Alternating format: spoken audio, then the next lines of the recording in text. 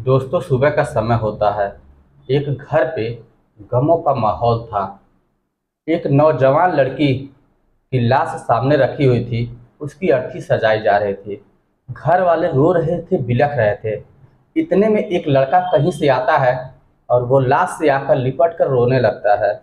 उसके बाद उस लाश को वो सिंदूर लगाता है, मंगलसूत्र पहनाता है और उसके बाद फिर उसके फेरे लगाने लगता है। ये सब देखकर गांव वाले बहुत परेशान हो जाते हैं।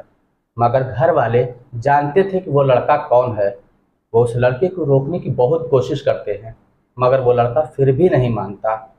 आखिर दोस्तों, वो लड़का कौन होता है और उसने ऐसा क्यों किया? क्या है उस लड़के की सच्चाई? आइए जानते हैं पूरी कहानी इस वीडियो में। लेकिन वीडियो में आगे बढ़ने से पहले बस वही छोटी सी रिक्वेस्ट, वीडियो को लाइक कर दीजिए, चैनल को भी सब्सक्राइब कर दीजिए ताकि मेरा हौसला बढ़े। दोस्तों, ये सच्ची घटना है कृष्णनगर महाराजगंज की। इस कहानी की शुरुआत होती है 2022 से। वहाँ पे एक परिवार होता है। उस परिवार में एक लड़की होती है जो देखने में बेहद ही खूबसूरत होती है। वो एमबीए फर्स्ट ईयर की स्टूडेंट होती है। पढ़ने लिखने में भी काफ़ी ज़्यादा होशियार होती है। घर में खुशियों का माहौल होता है। लड़की की माँ नहीं होती है, लेकिन लड़की का बाप लड़की को दिलो जान से प्यार करता था। वक्त बहुत अच्छी तरीके से गुजर रहा था। एक दिन एक लड़का आता है जिसका नाम सनी मदेशिया होता है। सनी मदेशिया लड़की के बाप से आकर कहता है कि सर, मुझे एक कमरा किराए पे दे दीजिए, मुझे मोबाइल की दुकान ओपन करनी है। तब लड़की का बाप लड़के से कहता है कि ठीक है, तुम सिक्योरिटी जमा कर दो और तुमको मंथली इतना किराया देना होगा। तुम यहाँ पे एक कमरा किराए पे ले सकते हो। अब दोनों के बीच में तय तमाम हो जाता है। अगले दिन लड़का आकर वहाँ पे अपनी शॉप ओपन करता है और वहीं पे रहकर वो दुकान चलाने लगता है।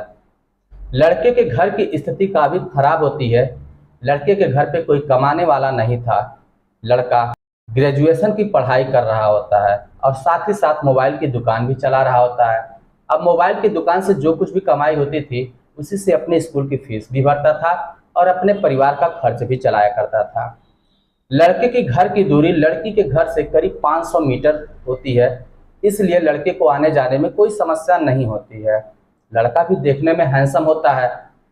लड़का प्रत्येक दिन दुकान पे आता, शटर ओपन करता और दिन भर दुकान पे काम किया करता था। इधर लड़की जो होती है, जब कॉलेज से वापस आती है तो लड़के के पास जाया करती थी, वहाँ पे कुछ रिचार्ज वगैरह कराने के लिए। और इस तरीके से आते जाते दोनों की नज़रें मिलती हैं। दोनों एक दूसरे से प्यार करने लगते हैं। धीरे धीरे दोस्तों वक्त गुजरता है और एक दिन लड़की के बाप को पता चल जाता है। तब लड़की का बाप अपनी बेटी पर बहुत नाराज होता है। वो अपनी लड़की प्रियंका से कहता है कि बेटी, ये सब करना गलत है। मैंने तुझे बहुत लाड प्यार से पाला है और तू ये जो कर रही है, इससे हमारा नाक पूरे समाज में कट जाएगा। तू ऐसा कर, ये सब करना बंद कर दे, वरना मैं कहीं का नहीं रहूँगा।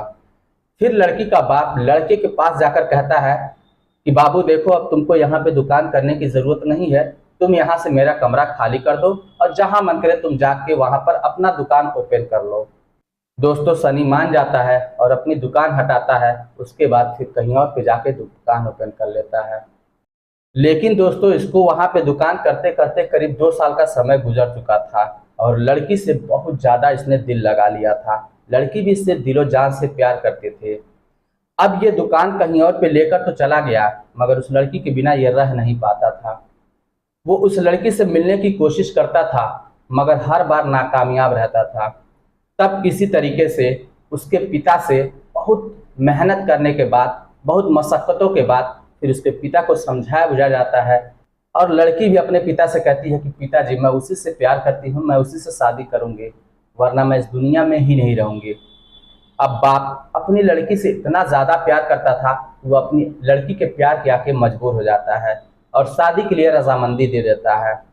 तब लड़की के घर वाले और लड़के के घर वाले मिलकर दोनों की शादी तय कर देते हैं। दोस्तों, शादी का दिन 29 नवंबर 2025 को रखा जाता है इसी साल। अब जब दोनों तरफ से बात तय तमाम हो जाती है, दोनों घरों में तैयारियां चल रही थी और दोनों लोग आपस में बातचीत कर रहे थे। रात रात भर बातें किया करते थे।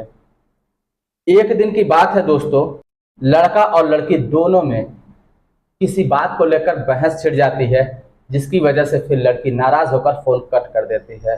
फ़ोन कट करने के बाद वो फिर दुतल्ले पे चले जाती है और अपने कमरे में बैठकर खूब ज़्यादा रोती है।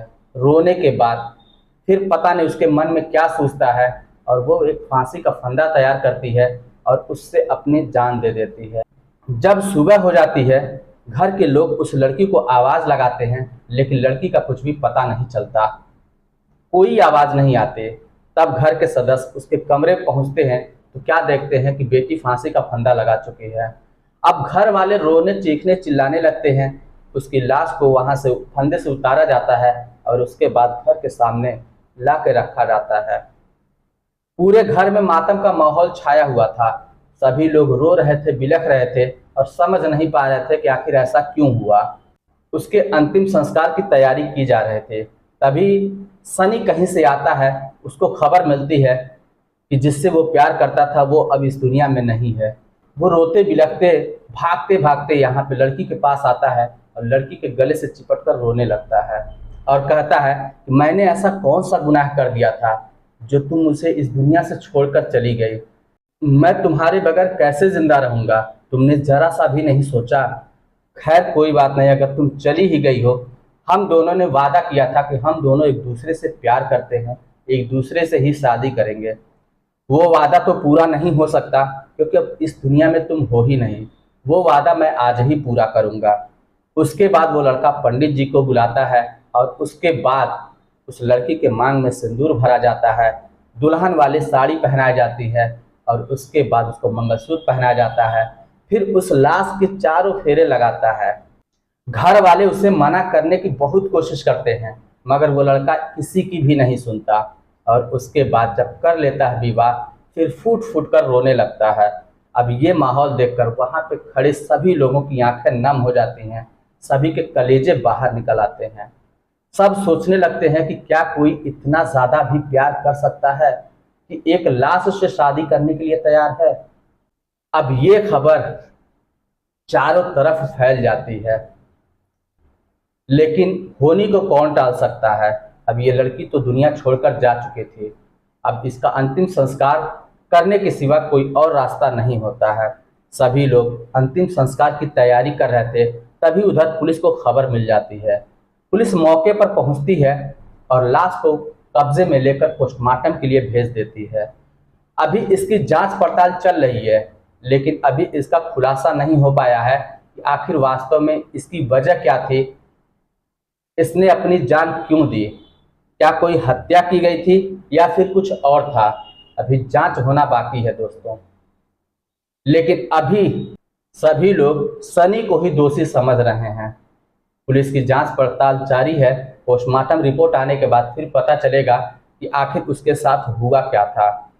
तब तक कुछ भी कह पाना मुश्किल है।